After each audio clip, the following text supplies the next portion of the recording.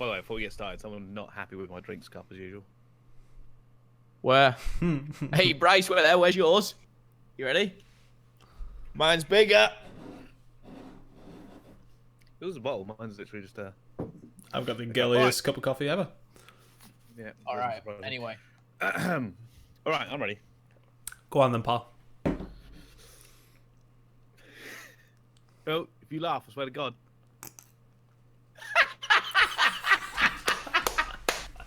Oh, why don't you say it? Well, you're just a bit boy. Go on, you got this. And that's the intro. Let's. Ladies and gentlemen, welcome to another episode of Spitfire. This is, of course, episode 11. We've got the way to 11 here. My name is Bryce, joining me here on the broadcast as usual, doing things in the background and occasionally chipping in. It will be Tunn, but more importantly, our guests for this week, or guest, I should say, and also not important, but we will mention him anyway. It's going to be Phil7 or Momo or Philip. To the rest of us, Phil, how are you? I'm very good. I'm back in Columbus, Ohio, and I'm chilling with two of my bestest buddies. So all is good. Thank you. Oh, what are they waiting for you to finish the podcast? Then, I just did my lobby on COD. That makes sense. That makes sense. Yeah. So chop chop. All right. Well, big topic this week. The main topic: CWL Vegas. For this episode, it's gonna be slightly different. And the reason being is that we're going to kind of incorporate more of the chat for this one because it's such a great, big topic. So if you are watching, feel free to kind of chime in, and if it's relevant to the conversation, I'll throw it in the mix as well. But let's kind of start on CWL Vegas. First of all, great event, I thought. To kick off this game, it was certainly a great event. Yeah, I think it was one of the biggest ones. Well, the biggest open that I've been to. Not that I've been to many in regards to obviously over in America, but I think easily the biggest open. Stage was all great. It was nice to have a separate stream and a full-on production for the second stream. They had lots of exhibition stuff, lots of things to do. So I think they pretty much nailed it. To be honest, and Vegas was cool as well. So yeah, I was all for it. I wasn't for when I looked at my bank statement when I got back, but other than that, yeah, thoroughly enjoyed it. It was a good time. I honestly. Huh? What'd you say? Sorry, I didn't think you gambled on, did you? I did, Oh, but I won. So. Oh, right, okay. Sorry, I am. I was gonna say I first of all didn't gamble. I do not like losing money. We didn't actually get to work directly with each other. Obviously, I think that's best part of the event. The best part. Okay, you say that, but obviously we can obviously bring different aspects to this, I guess. But from my side, from the casting, obviously this was the first time I wasn't on the analyst desk at all.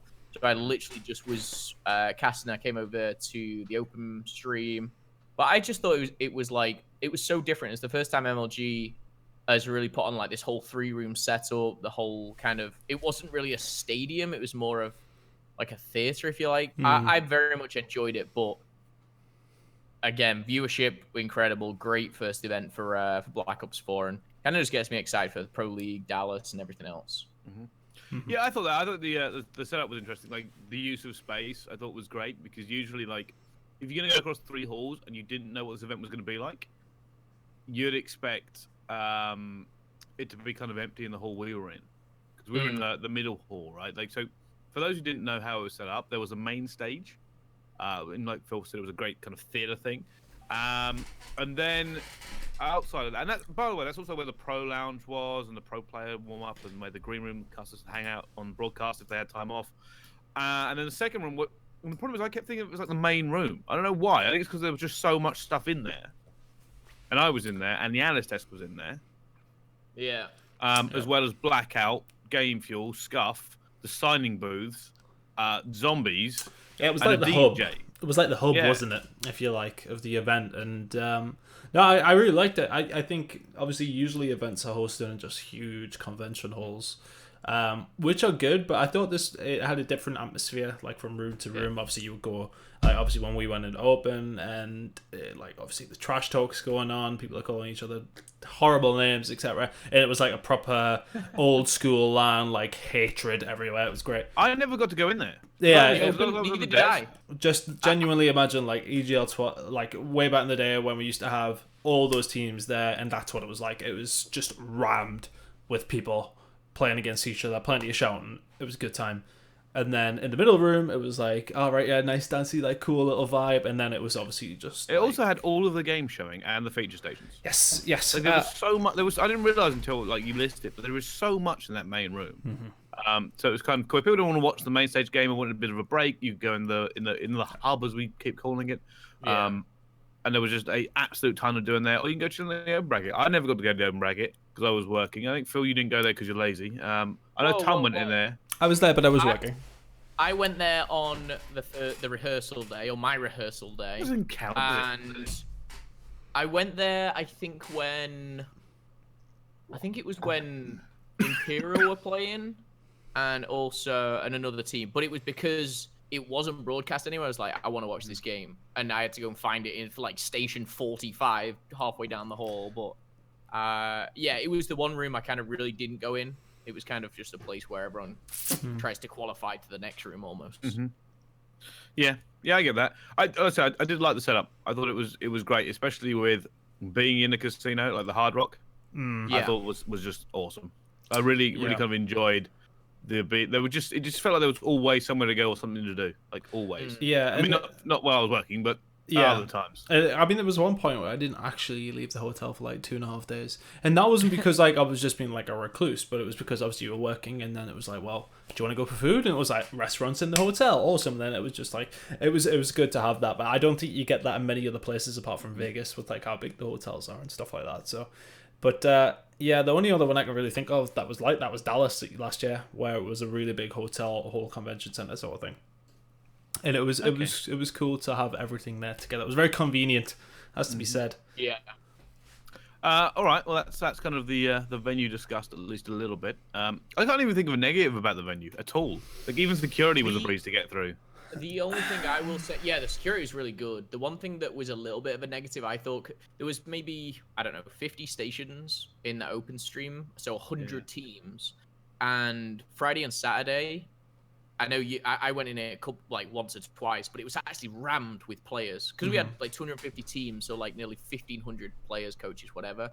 A large chunk of them were in that room on the Thursday, Friday, and a little bit of Saturday. Yeah. So the main stage where I was casting from, you would argue, didn't have the physical people like actually in the stands, if you like, as much as a convention. I get that. So it was a little bit empty on some games because it was like Team Sween I casted versus I can't United. I think it would have been, would it? Oh no! It was 100 Thieves where they smashed them, didn't they? No. It was someone where basically you were like, okay, I'm gonna go and watch a different game in the, and I went into where you guys were, and there was like a crowd of like 60, 70 people just around a station.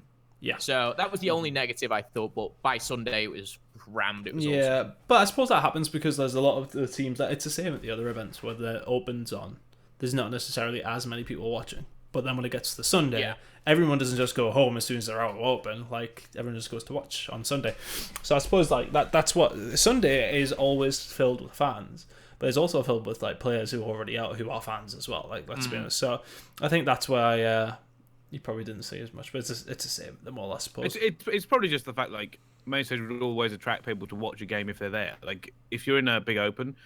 It's either like you can watch it at one station or you can go just sit and watch main stage. And even if you're just sitting there talking to you, like you add to the bodies, add to the numbers, that's always better in my mind. Like having it. Now, I suppose that's like a drawback of the system, but at the same time, it allowed like there to be two other cool areas. So I didn't mind so much that open was split off, but you can see like obviously that does have slightly some knock-on effects. Not a lot though. It was still packed Saturday in the blue zone or the hub as we're calling it. And I saw main stage had some good attendance, but again, it's one of those things. Like sometimes if you're all the way in open, you don't get to see the hype going on at main stage, so you don't get to watch the game unless you walk over. Yeah. I mean, that was it for me. Like I did my my review. Yeah, it was great. I did my review of Vegas and stuff, and like loads of people are saying. Like, did you even watch half the games? I was like, I didn't even get a chance. Like, that's the thing. Like, there's too many going on. Yeah, there was too much going on, especially with what we were doing. Obviously, covering open and stuff like that. We had very little time, apart from the games that we casted, to actually watch much of the pro stuff. Unfortunately, but who knows if it'll be the same next event? I'm sure we'll end up talking about it a little bit more, Bryce. That is the least amount of programs I've ever watched at any event in the last.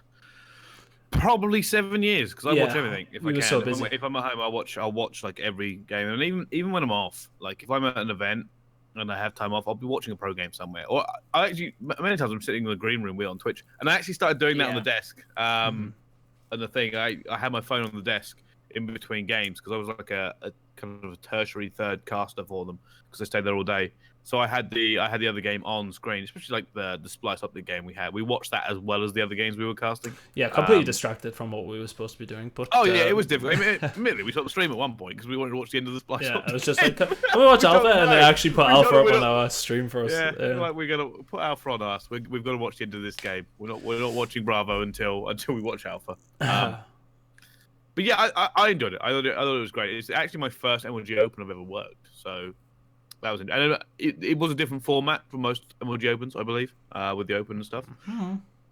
But let's start at the beginning then, because that makes the most sense. Let's talk about the playing bracket, which we all worked on. Yes. I like the playing bracket. I like the idea of 8 fighting for 4 slots. Yeah. It's something that I would even consider having in the future. Yeah. No, I don't know if it's there in the future. I just thought it was a great concept on a Thursday to have. I was having this idea as well, and just be like, well, you know how they're doing the Open as its own thing now, that sort of thing. Maybe have like a play-in on LAN on the Thursdays for like the top 8 seeded teams, and then 4 get a chance to go into pools. I know they're trying to retract away from doing that too much because like half these teams do end up getting railed. And I think that realistically, that's less likely to happen at the first event, as we've seen, obviously, with a lot of the teams that went through, actually causing problems to the pool player teams or some of the teams coming out of Open. But obviously, as time goes on and Pro League starts and teams start getting more practice under their belt against professional teams, the gap's going to bridge. So I think I do get it, but I don't think it's a bad idea. I think realistically, there's a few people who are like sort of saying, "Oh, well, that Cinderella story doesn't exist anymore with doing the open bracket only." But I think realistically, as time goes on throughout the year, the likelihood of people coming out of Open, or well, if they had the chance to come out of Open and do stuff in pools, reduces. So I think it's a good idea to maybe do it again, but I don't think they will, unfortunately. I can see both sides of that argument. Yeah, I can. Like, I think if you're being honest with yourself, like I like open events. I like the whole moving through. But you are right, statistically, the odds of an amateur team coming into the pro bracket and doing anything is so slim. It happened this event, but it is. that doesn't mean like it's a common thing, because it just isn't. Yeah. So I don't know. I can see it both ways. I can see it both ways. I can understand the reason for doing it like that as well. Which makes it. I know some people don't agree. Like I said, there are very valid reasons. So I don't know. I think I like the playing bracket. I think that was an awesome Thursday. We got to see some great games. They all mattered, which was very important. I also quite like the fact that we had that rotating desk thing going on. Yeah. With all 6 of the alpha talent eventually coming through to watch the 6 games. Had a bit to do some actual work that weekend, didn't we, Bricey? I'll be honest with you, it was more I liked it because it kept the desk, I felt very fresh. Yeah. Like every hour I was speaking to somebody new.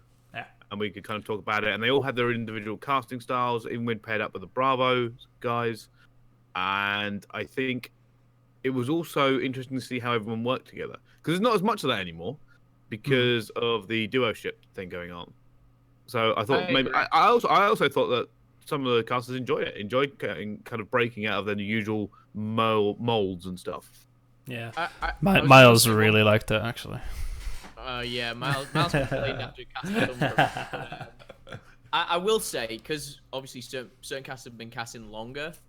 Obviously, I think I was the latest addition to say us 3, but when everyone started casting, you were just chucked in with X and Y and Z, and you just casted. I think that's what makes a caster like a good caster, is the ability to be able to kind of cast with anyone and just pick it up and go from there. But I got to cast with Blaze. It was the very last game of the day. It was a really interesting game, and like you said, all those games mattered, and it was kind of crazy because we almost had like a 4-day event. It wasn't just Friday, Saturday, Sunday. It was another day of content for people to watch. But I'm all for kind of just jumping into a different cast and a different casting partner as well.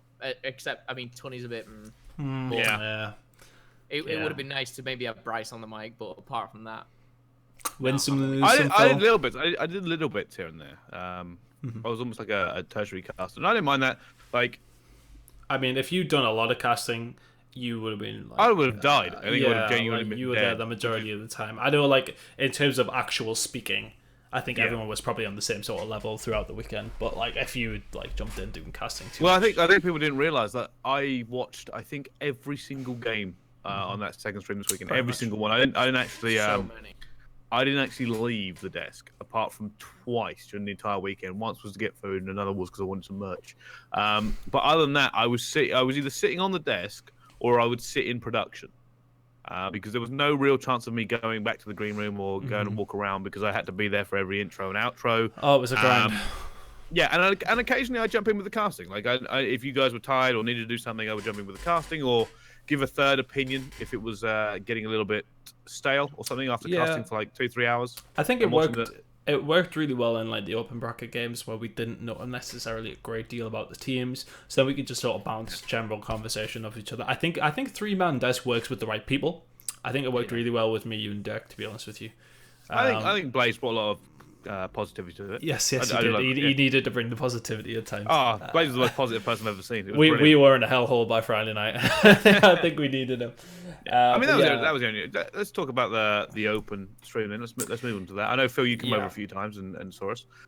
I didn't mind it so much. I thought it was an interesting concept. I do realise that there's a lot of the games out there that people just don't care about. I knew that when I was tweeting out some of the stuff, there was very little replies coming in or comments about the game.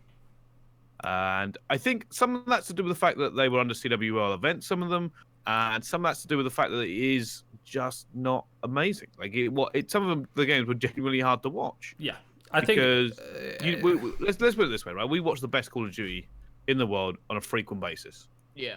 And we're supposed to criticize the best players in the world on a frequent basis. And I felt like I don't want to be mean to these amateur players because I know they're amateur players and it's not their fault. But when you make bad decisions like that and you're so used to seeing the best plays and you're seeing admittedly bad plays, I think one of the games was the most team kills I've ever seen in a game of Call of Duty in my life.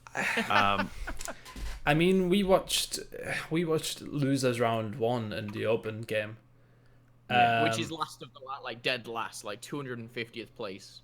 Yeah. This is the kind of people we joked about. We could take them. There are some of those teams we could have took.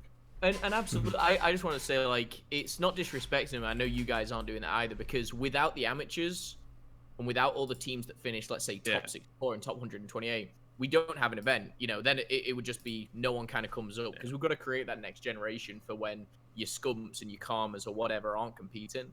So I think it's really important to have that amateur league and to give them something to play for. But you also need to satisfy the fans, and if they're used to being able to flick from Alpha, Bravo, and Charlie with casters and the best games, because there is so many good games now with how many good teams there are. It's just a change of pace, and I see it from both sides. You want to give to the amateurs who are putting a lot into it, but you also want to give to the viewers who, maybe. And I saw one tweet directly, which was at me, like I'm production. It was like, at Momo, why has 100 Thieves and someone not got a caster on Bravo? And I was like, look, it's not my job. The game was still there, though, right? Like, the game is still there.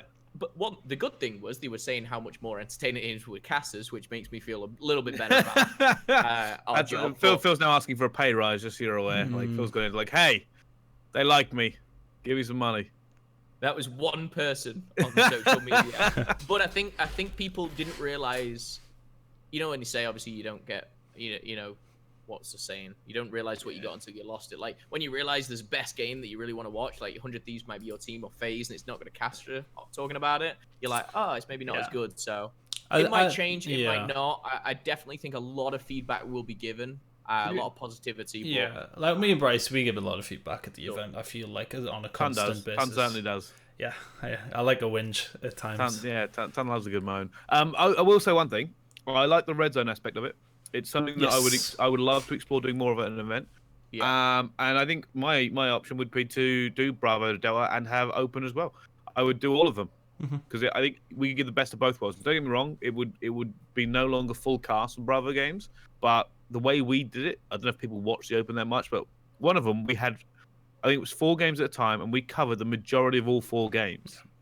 And we didn't stop. So as soon as there was a break on one, we went to the next game. We Just, like, rotated straight away. We rotated it so well, I thought, because we were going into a game, and then it was like me and Dirk would do the casting, and then we're going to the next one, and you and Dirk would do it, then me and you would do it, and then we just like each map would just rotate to keep everyone fresh. And I think people would enjoy that. I think if we had that for all 4 streams and open, obviously it would marginalize open a little bit. But I think the important stuff on open doesn't even happen till Saturday night. Yeah. And the thing is as well now, if they're doing the specific open all the way, they're going to probably spread it across the weekend, right? I mean, they probably won't clash the 2 finals together, don't get me wrong, but they're going to spread it. So realistically, Friday to Saturday is going to be like probably up to winners 5, 6, maybe 7. Because then you start getting the nitty gritty of it, and then that's when the games really do start getting interesting. I think, obviously, like, from my point of view, I think we should still cover it. Be like, all right, this is what happened in winners round 1. We just go in this map while we're waiting on something. But I think Bravo, Charlie, Delta, if there's any more further past that as well, probably for me would take priority. But I mean, we're not the CWL. We aren't running the show, so I think you know what I like the most about the open bracket is if you look at it as a grading scale. We started off on the Friday and we went all the way up into the Saturday night. You got to saw essentially what was the worst and best of Call of Duty, and you got to saw the disparity in plays. Because even when we jumped in like losers round 7 in the open bracket, the quality was still nowhere near as good as the pro teams. No, but and it was. And for me, like you forget about that sometimes, just how different it is from those to those. And I think the fans as well probably got that. But like, it's hard to quantify just how good sometimes pros actually are, because you only see like, oh, a pro went 8 and 12 against another team. Oh, he's terrible. But then you see like the decisions he makes in comparison to everything else, like even like high tier and bracket, like top 64, top 32, is so different, and it's such a different pace, and it's such a different way of using specialists and trading and everything. I thought that was really good. For me, it kind of hammered home just how good the pros are on that level, like the difference. Yeah. I just want to touch on one thing that the chat said. So Rec Game versus Faye wasn't anywhere to see versus FaZe. So things like that when they're going on at like 2 a.m., 1 a.m. in the morning, because we didn't finish our open bracket stream until like 1 a.m. for 2 nights in a row. So then like people start complaining that these games aren't on stream. I'm sorry, but how long do you want us to stay at the fucking event? Like, you know what? I want to address something. I want to address something. A comment I saw frequently about, oh, why can't they just get 2 more casters, or why can't they have X casters doing X? Like, I don't want to sound like an asshole saying this, but I'm probably going to. Like, no, say it, because I think like these people don't understand what goes into a broadcast. Like, if you haven't ever worked on the broadcast side of it, like, I'm not saying our jobs are like, oh, woe is me, but that was a 15-hour day for a Saturday, and I would have done more if I could. But I'm also aware that the quality goes down the longer on stream. But do you see a Saturday night? Mistakes do happen. Yes. Oh yeah, like horrific. And also, like, again, I'll get 2 more casters. Well, 2 more casters, 2 more casters fees, 2 more, for catering, 2 more for hotels, 2 more for travel. 2 more for makeup, for all these things here. Like, you got to remember there is a budget here. There's not like an infinite pool of money. This is all done to a budget. It's all done with a budget and an accountant in mind. Yeah, and I think they absolutely nail it. Sure, maybe the alpha guys can do a little bit more, Phil. But like, I think Phil agrees with that though. At the same time, like Phil likes casting too much. There was a time, obviously, where I was very happy with the amount I was doing, but then I could see how much you were doing, and I was like, oh, like, that's just... Yeah. It shouldn't be like that. And yes, if we had another 12 casters... Oh, yeah, we would have done all of it. Then it would have been, 2 games each per day and stuff. But, again, like you said, the quality, let's say... And we've all been at events where... we've had like 12-hour days and we've casted like 6 series, and by the 4th, 5th one, you're just not into it, and you just like, oh, this is going. You kind of wanting a 3-0 because it's taking so long. Yeah. I cast 2 games a day, Friday, Saturday, Sunday, and as soon as even 2 games makes you tired. It makes you tired. Yeah, but I was wanting that game 5. I had the energy for game 5, whereas I think you guys, and this is not a joke, got home, got in bed, got my phone out, and went, "Oh, hang on, they're still live." I mean, bearing in mind, by the way, that we were there we were there 2 hours before, and I'm not, obviously, again, this is not a jibe at Alpha Talent or anything, but we were there 2 hours before Alpha Talent, and we finished 3 or 4 hours after, on top of that as well. So I think scheduling's a big thing that they're gonna have to look at. Or I mean, we said one of our big pieces of feedback was. I'm not too worried about that because it was no, yeah, it was a new thing. I think for this one thing. Teams they had. Yeah, they weren't like they had over 250 teams in so that many teams. bracket. And I don't think there's for a second not going to be more talent there next event. 100% is. So if you're an aspiring commentator, get your shit in because they're going to need more people. 100%. It's not even that bothered me. It was just the comments that have no idea how mentally taxing it is. Don't get me wrong, sitting down talking games is easy, but it's the mental concentration. Yeah. And like, if anyone's ever like stared at a spreadsheet for like 3 hours, you know how your head hurts and you just feel tired even though you haven't moved? Like it's that sort of level of concentration. Because how do I put this? Like the entire time you're casting, your mind is absolutely churning through stuff. Like what can I say? What am I looking for? What are the storylines? What is going on the mini map?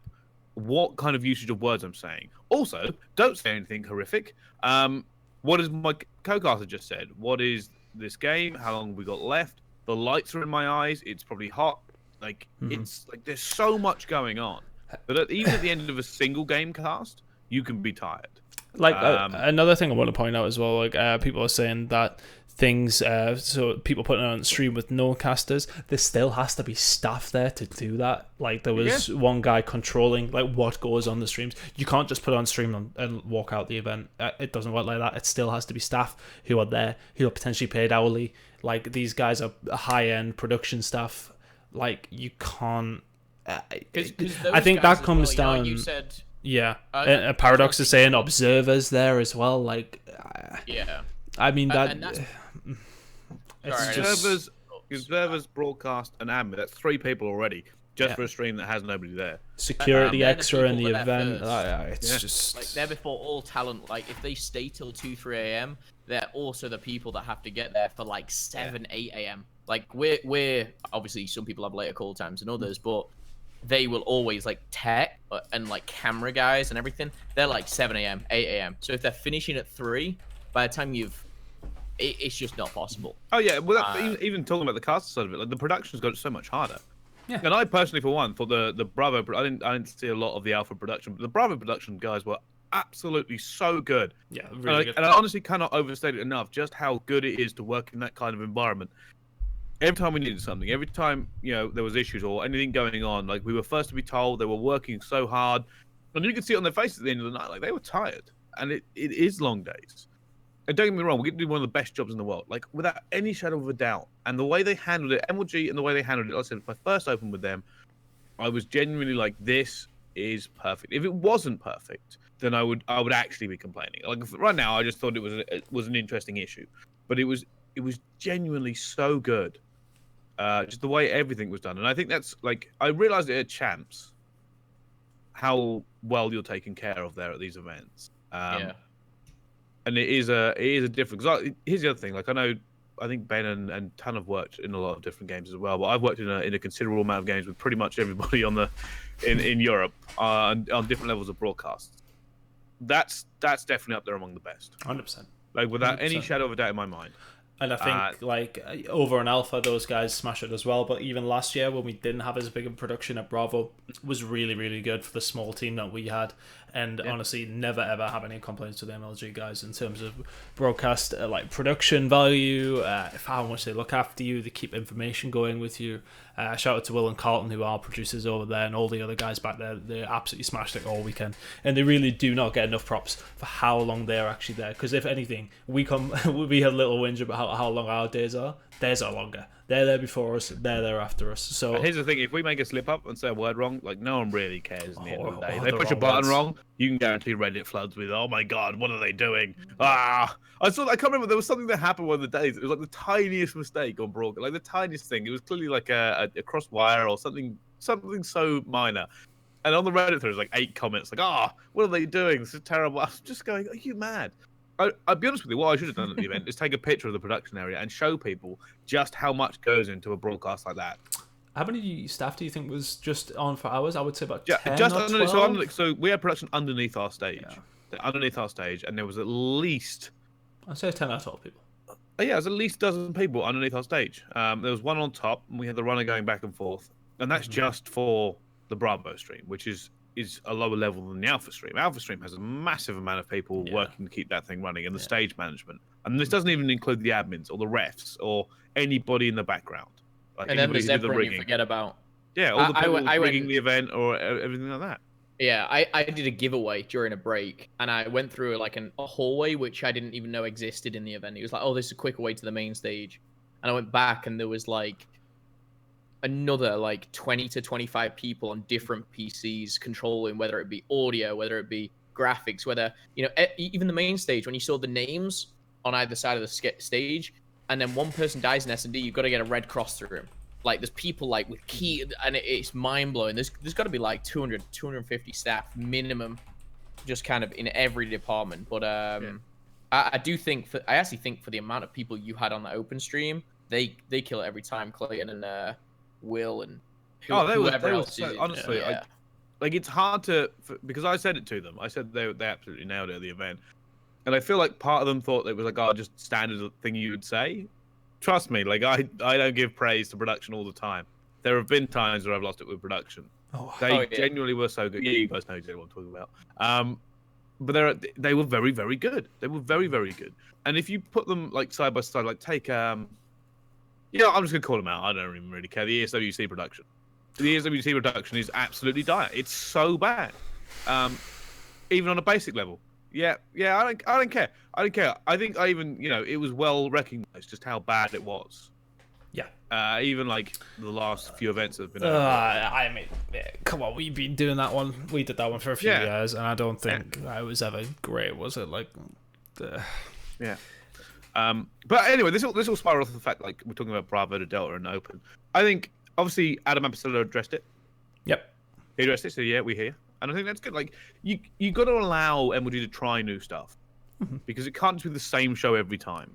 It's the reason like there's a new kind of style analyst desk here. The reason that Bravo had a desk this time. We switched off into some different stuff, and if there is issues, they address it and they keep moving forward. They still streamed. Like, I can't remember how many went there. Is it Alpha to Delta or is there Echo? This is Delta. Delta. It was main, Bravo, Charlie, Delta, and Open. There's 5 streams. 5 streams. And they were live most days for about 15, 16 hours. Which is more than they've ever had before. Usually it's Alpha, Bravo, Charlie, Delta. So it went 4 to 5. It went so many more teams. But like you said, I think the important thing is there's that kind of spokesperson which people like believe in, where Adam goes, listen, we hear you.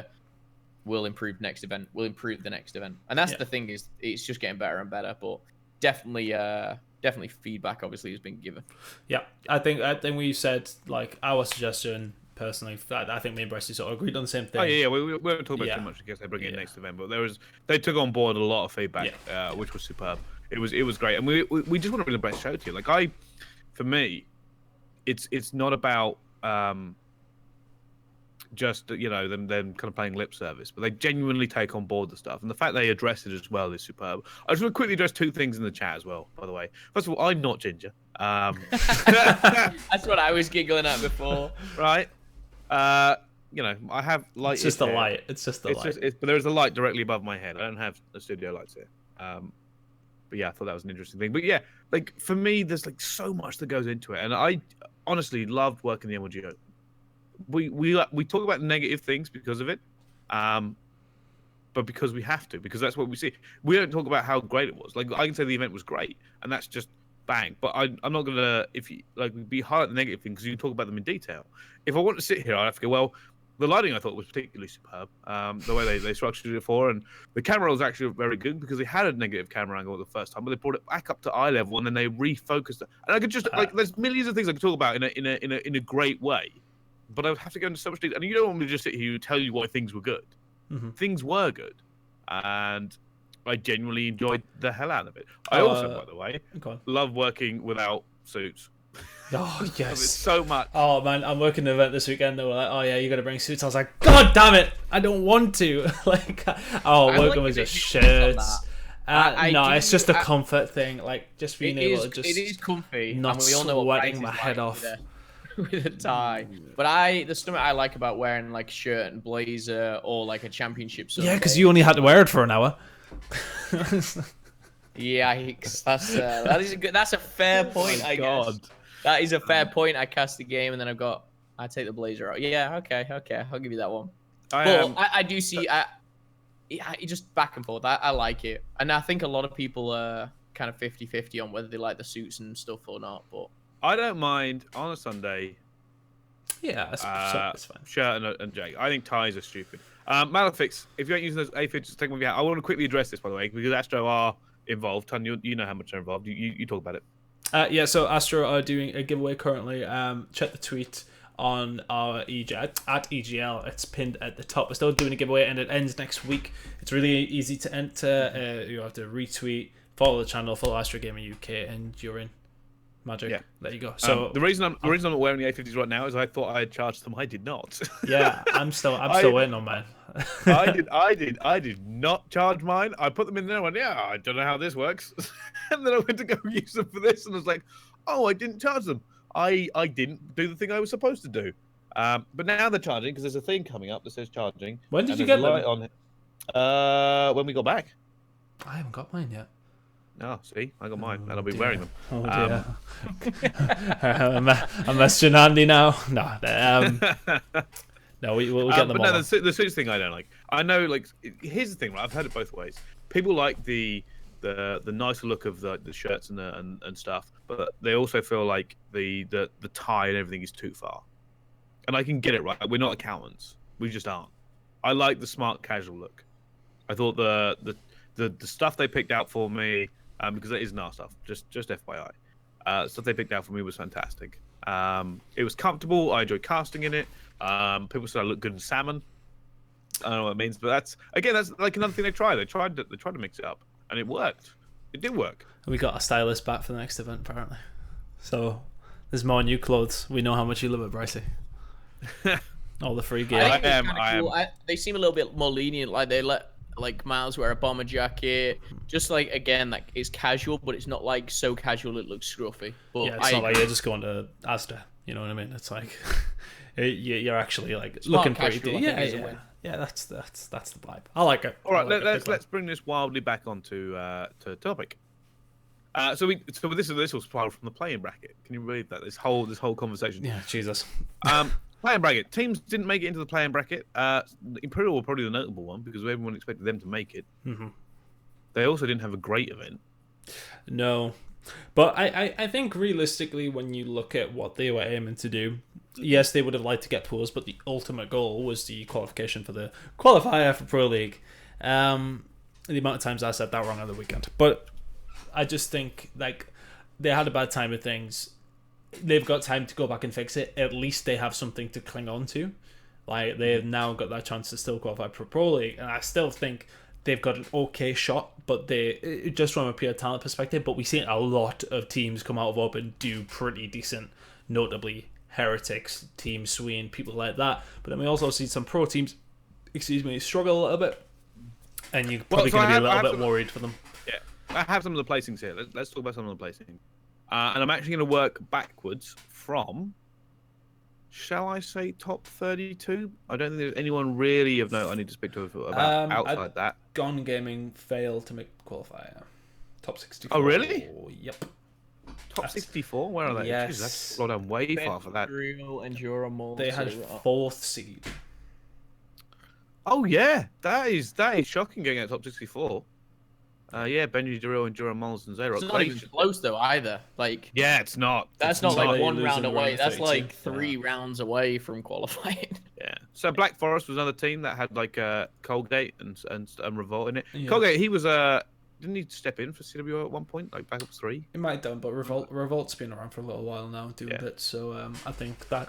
So did they finish in the qualifier? What did they finish? No, they didn't. They finished top 48. Oh, okay. Top 48. I mean, same with next name that will definitely some people will know.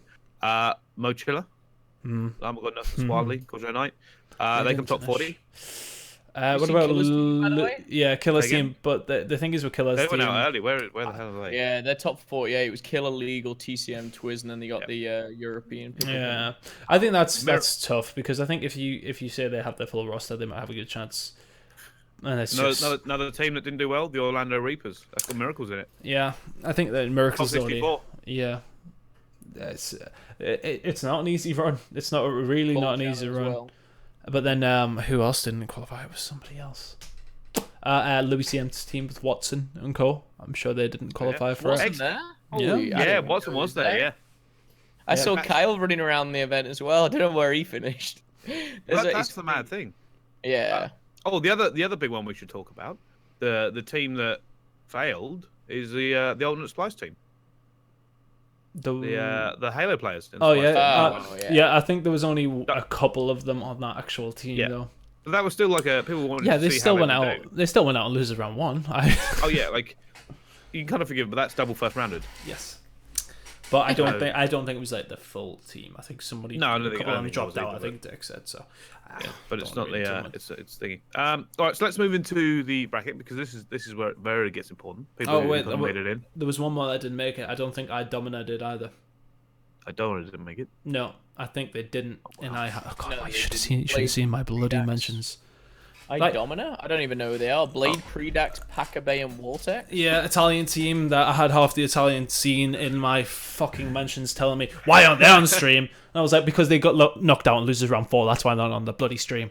God's Okay, sake. yeah. Tan got very upset with that. Yes, I did. By the way, whoever asked, where is it? George asked where they came. Killer's team, raised by Kings, top 48. Where was I, Domina? Where they go out? 64. Oh, They didn't even get their 5th player mentioned in the article I'm reading. I mean, that's it. It's not even close. It's not like close to top 32. There's like you remember also, top 32 technically is 20% easier to get into now that there's less players. Yeah. Technically. So let's have a look at the people who did make it. Let's start right at the bottom. Enigma 6 just scraped in. They were top 32 to 29. Didn't I play didn't see well. anything from them all week. Like I didn't even get a chance to see them for obvious reasons. But obviously Frosty was kind of the talk of the town for them, like joining from Halo, and I think it's good they got top 32. But he looked good in like the early rounds against people nobody cares about. But like I mean, outside of that, I don't think I didn't see any outstanding performances going up against strong open teams. yeah, So he got a lot of gas at the beginning of the game, and obviously he could potentially be a talented player. But first signs are that I don't necessarily think his top level at Halo, obviously sensational Halo player, but obviously world champion. But I don't know if it's going to carry over that well. It doesn't seem so. It seems he's shots there, it's hard but to replicate. it's very, very difficult. Like it's a completely different game, completely different. Anyone else? Oh, Vodafone Giants has got Tahor in it, a legend. I mean, they were top 32 as well, so they made it in. Yeah, There was actually quite a few. Wasn't there quite a three- few European teams that made it into this? 3 Spanish, Moonstar Riders, Giants, and Heretics, obviously. Divine did as well. Divine, but Divine. Yeah, That's Delio, UK. Nile, Nivo, Crids. Crids? Sorry, it's Crezra and Bids. Overtime made it, which was the French team with Whalers, Zeke, and people like that. Yeah, That Moonstar whole Riders. 520, yeah. Fact Yeah. Revolution with Sonny B. There's a lot of people like A lot of Imperial made Europeans. it. A lot of Europeans. I'd argue there's nearly as many European teams in that top 32 as there is Americans at this point. So it'll be You got really your Aussies interesting. back in there as well. Yeah, I mean, I'd expect that. I think we might struggle. While this isn't in the realms of possibility, how mad would it be if, because this is the Pro League qualifier, through bracket wise and the way they're doing it, like if a lot of European teams made it in, that would just be mind blowing. Like Crazy. yeah, I mean, that could be mad. we know the I mean, format. it's now, not likely though. to happen. It's not likely to happen. But Like, I mean, we know the format. I know we can't like discuss it yet, but where the format is, the right teams should make it through. Really. oh yeah, 100%. There's no 100%. room for error. Who deserves to be there should be there at this point. Yeah. Let's move on to 21 and 24 because this is where it starts to get interesting. FC Black, they were hyped up. I know. Dirk was all about Oh my them. god, Dirk! I actually went blank on his name there. Dirk was hyping them up. They got into top 24. Who The beat them? Imperial- Was it Heretics? Smoked them, didn't they? Yeah, I think so. Heretics look good. Yeah, they don't look pretty decent. I think they've got an outside shot of qualifying, to be honest with you. I think they're a good team. Yeah. I think they will upset some people. Yeah, 100%. The Imperial, they were unhappy. They had a few issues with a disconnect or something, but they failed in the playing bracket by getting reverse sweep by UIU in probably what was the most devastating loss I've seen a team take, just simply because of what it meant. And then they lost to G2, so it's not like they lost any duck eggs, you know what I mean? It's like a pretty decent team. And from what we heard, there was some issues. I think Reedy said they were up like 80, and the host disconnected. But I mean, what can you do? You know, it's just one of those things. Unfortunately, shit happens. I know you. Yeah, we'll leave that rest because I know you were talking to him about that. But I had a big argument with him. On Sunday night. I'm sure he's never ever coming on again. And Revenge, the return of Team Revenge, I should say. Although I don't really know any of the players in there. I just like Skiliosis' name. Pozzillion and Jet Li and Demise, like I've seen, but again, I've seen him in that same realm of top 24. Like, I think it was Pozzillion who kind of performed well at the end of World War II, but you know, top 16 is where I look at like their not cap, but it's that 16 to 24th bracket you put people in. But just quickly, just want to address something in the chat. Tinkle Ferry saying Chino using a SOG. I was speaking to Vicento about that, and apparently he's one of the best SOG players on the team. So that's just unfortunately the way it rolls with SOG just being it's so important at the moment. They give it to Chino. Obviously, like with Chino, you sort of look and think typical, very strong AR. But I mean, if there's people in the team not AR is significantly easier, I would say, in this game than SMG is. And if he's shit hot at SMG, and then you can't take him off it, can you? I think you have to put your best resources forward there. With Chino, Decimate, Facento, Ricky, and Blast, like who are the players that you go instantly like give him a Sorg? Because Chino's like your AR. So I'm about to say something that's because as we move on to this next team, by the way, I've got a comment winding up that is definitely going to get me in some trouble. Go on, then. Go on, take it away. Because the next team we talk about is Tainted Minds, and they're 21st, 24th. Yeah, and I generally think that's where they should be. Yeah, I think that is a top 24 team at the moment. They didn't look great. They look like the much weaker Australian team. Yeah, I mean, Mindfreak 3-0. Yeah, I'll be honest with you. Tainted Minds didn't really impress me that much all weekend. Whenever we saw them, they didn't look amazing. And I think top 24 for them is... I actually was slightly surprised they made it that high. Yeah, I'll be honest, I'm actually gonna back that as well. Like the game I casted on the open bracket was Mindfreak Tainted, and Mindfreak just kind of ran all over them, and that was without Dens. The Luca, the new kid on Mindfreak, looked really good. It was shot, but a weakened Mindfreak beat Tainted Minds pretty easily. But yeah, I don't think any less or any more, but top 24 is kind of where I would put them. Yeah. Whether or not they make the Pro League, I think it's like unless they make serious improvements, I don't see them making it. I just don't see them making it. There's a lot of teams that are better than them. Yeah. And that kind of brings us into the next bracket, the top 20 bracket, which is where we start to see a lot of the pool teams. In fairness, I think that's all pool teams apart from Pittsburgh Knights are in that. Apart from, I mean, the playing bracket teams. And teams who made it through the open bracket. So we got Mindfreak, who they put them last, but they're not last in that group. Mazer Gaming did okay. That's Teddy Rex and co. Yeah, they did okay. They were slightly hit or miss on some of the game modes. Yeah, good S&D team. They were nicking hard points, but I think they struggled in control. I think that was the game I casted on main, by the way. Oh yeah, they got railed by Mazer somebody. Gaming versus Team Sweden, and everyone was like, But like Team Sweden smashed them. I'm sure we'll talk about Team Sweden. We will. We're going up the list. We're going up the list. Let's move on to Heretics then. Heretics for me is always a team you need to be careful of if you don't know who they are. Yeah. Because they after last year that is a team that can seriously upset some flat teams, because it's always been the way with teams like that they sometimes surprise you and start taking maps you don't expect them to take off players. And Heretics for me are one of those teams like I would suggest that they have a very good shot at the Pro League. Yeah, I think they do. I think they've got a genuinely good chance. I think they're very, very solid. I think Hardpoint is the best game mode from what I've seen. They play like chaos. Man. Oh yeah, but that's it. It's just because it's such a fast game that it works well for them. Into the chat, Metals is a beast. Like he was murdering good players.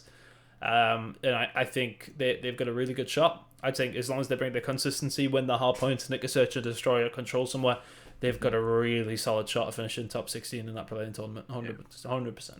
If any North American team takes them lightly, they are going to be surprised. They will get shafted because they are a good team. Like I mean, I know we've had like a couple of. They bring the pace up. The issue you deal with them, Tunn, is they bring the pace like so high. Their pace is ridiculous. One thing Dirk noticed with them, and I agreed, was with how well they utilized their specialists. Like they did not waste anything. Ever. They chose the right time to use them all the time, which is like anyone can use a War Machine, anyone can use a Tempest. It's not difficult, but it's using it at the right time, and they've got the timings down very, very nicely. So I think they have got a very, very good chance, and I think we'll be seeing them. I don't know how well they do in the actual Pro League. That's yet to be seen if they make it. But I just think they'll be one of those teams who are battling towards the bottom. Don't get me wrong, if they do make it, but hell, if they're in there, they're in there, and it'll be a massive step for Spanish commentary. Massive. I think Lucky as well. Lucky, just a quick note to end on those. Lucky was incredible. I know Metal's got a lot of the limelight, but Lucky's consistently very good. I watched him a few times, and he was like, "Oh, he had a great game." Then he had another great game, and it just kind of continued. But very interesting. But also, I just enjoy watching them. They're entertaining, like you said, very fast paced. But for Heretics, I'm excited to see where they go. That's the thing to keep an eye on. Then the last one in this bracket of 17 to 20, Accelerate Gaming. BZ Fastballer, M. Ruiz, Believe, and Profizi. They did all right. I think they got pulled into A though, didn't they? So that's on them. Group. I think it was A. Don't quote me. I can't remember, but they did have a disgusting group.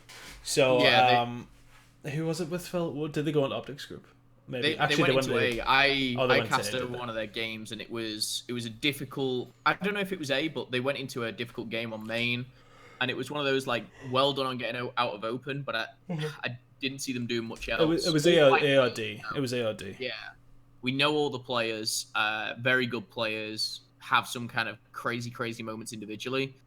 They're always that on the cusp of top 12, top 8, and it's kind of like your Panda of a couple years ago. It's that same mix of players which are good, but just like a step or two behind that kind of pro team. Yeah, and they did go in the D. Chat is confirming, so that's going up against OpTic and Splice, two of the top 3 teams in the tournament. So I mean, I top of my head, it was G2 in there as well. Can't remember how the result went in that respect, but I mean, automatically against those two. I mean, I'm sure we'll talk on Splice later, as obviously we will OpTic.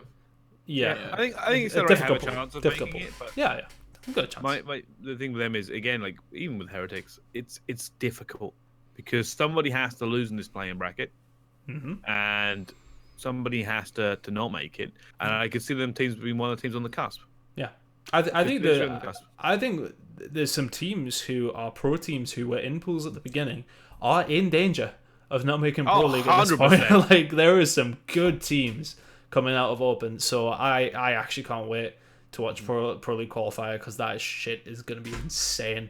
I know we'll talk on them later, but Envy, EG, teams like that who are not finish like top 12, like they've got to be goddamn careful. Like holy shit. Well, we're about to go into that. Now we go to the teams that like maybe need to be a little bit better. And this one surprised me. The team we covered last in this 13 to 16 bracket is the surprise.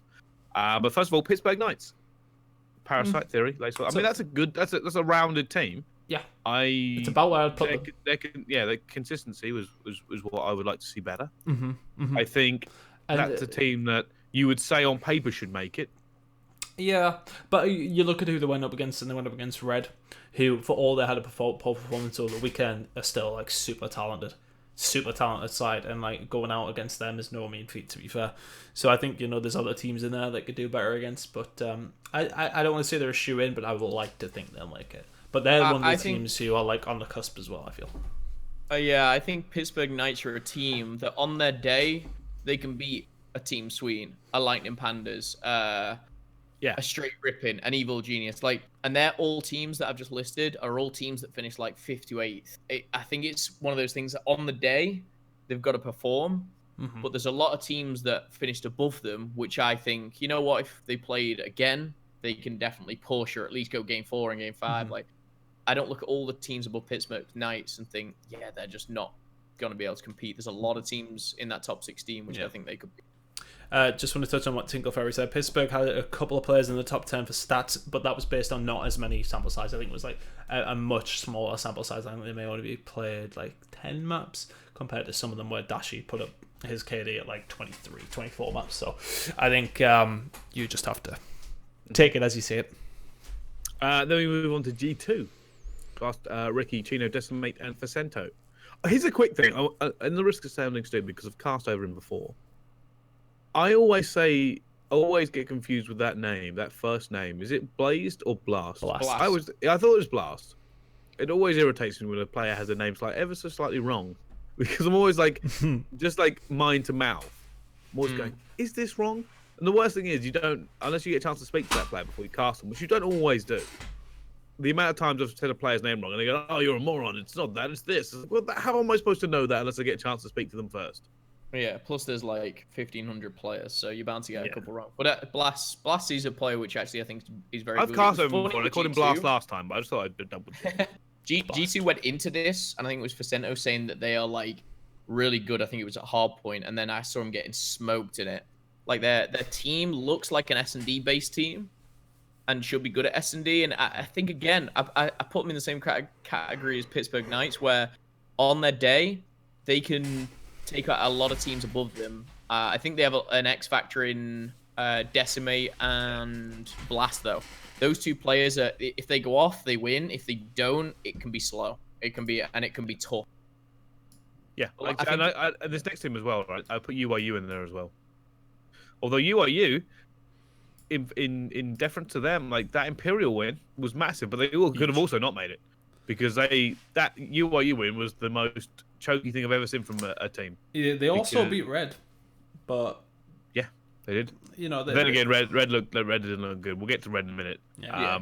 That's probably the biggest disappointment of the weekend. UIU. That I don't know if you saw the UIU game, Phil. I can't remember which one you cast. I don't think it was UIU. I didn't. UIU were down 2-0 in the series, brought it all the way back to a map 5, and then were down like something like 5-2 in the S&D, and won. I've heard about this. I've not seen it. I've not looked back at it. Like Imperial, admittedly, that's why Imperial got 3-0 by Mindfreak after that, because there's no way to recover mentally from that kind of loss. Yeah. Like, not only do you get reverse swept, but you were leading 5-2 in map 5. What is going on? That is Tunn replaying the segment at the start of the stream. I muted my mic in the stream. Didn't think I was still in Discord, of course. Anyway, okay. It's just your cackling laugh. I was just listening to Orlando tweet us. Never mind. Yeah, UIU, like that for them was like, oh, we've arrived. That was such a mental game. Like, you have to go back and watch that game, because if you're an Imperial fan, like no Imperial fan will go back and watch that game, because it's probably one of the saddest things to see. That kind of epic choking awfulness.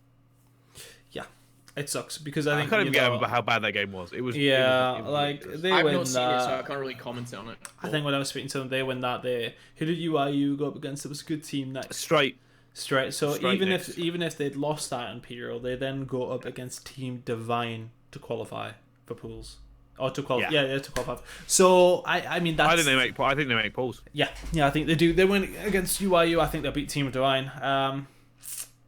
I tell you one thing. I feel like Vortex played a lot better than I seen them play last year. Vortex was Imperial's best player. Yeah. Vortex was Imperial's best player. I know we've gone back down to Imperial, but I've been drinking a lot. I need to just go to the bathroom very quickly. Go ahead, Paul. Don't talk about me behind my back. Oh, that ginger bastard! Oh my god. Jesus, Tunn. Just if you're in the chat now, just put "We hate Phil." Yep. Just in the chat. I'm gonna actually start off while we're waiting for Phil.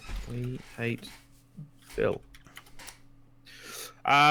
Let's move on then to talk about one of the surprises of the event, and I'm sure Phil will come back when he comes back. Mm-hmm. FaZe Clan. Yeah. Zoomer attached, Crowder, Priesthood Methods, or Reap. I don't know why I put down as Crowder. Got reverse sweep by Wreck for the loss at 2 a.m. in the morning. Things you hit. See, I mean, I honestly, I was in bed and I was like just refreshing Twitter for the score and seeing that Rec were 2-0 down. I was like, oh, EU's luck this weekend, that's over. And then the reverse swept them. So I think FaZe are potentially.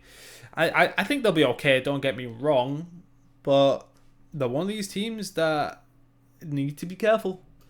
They're another one of those that, yes, okay, you expect them to make Pro League, absolutely, but if they do not turn up and some other teams show up above probably their station, then they could potentially be in trouble. But I'm back. You would like to think that FaZe do absolutely finish top 16, but they did not look convincing at all.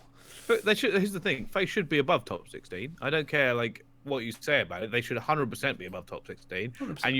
and you would quite happily put them anywhere from that 12th upwards. Yeah. Anywhere you drop them anywhere in there, you'd be like, yeah, that's fine, that's normal. The higher you go, the more you expect. Top 16 is probably not okay for that team.